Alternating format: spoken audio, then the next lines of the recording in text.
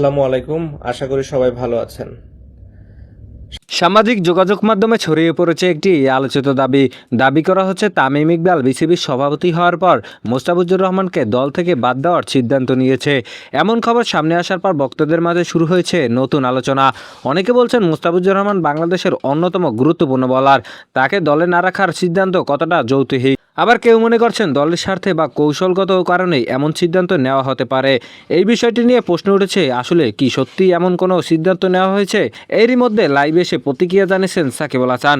সাকিব বলেন, দলের সিদ্ধান্ত সবসময় দলের প্রয়োজন অনুযায়ী নেওয়া হয়। তিনি আরও বলেন, কোনো খেলোয়াড়কে নিয়ে সিদ্ধান্ত নেওয়ার আগে অনেক কিছু বিবেচনা করা হয়।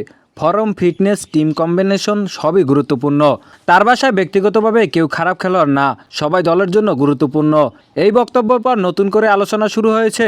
আপনার কি মনে হয় মোস্তাফিজুর রহমানকে দলে রেখে মোস্তাফিজুর রহমানকে দলে রাখা উচিত নাকি নতুন করে সুযোগ দেওয়া দরকার? কমেন্টে জানান আপনার মূল্যবান মতামত।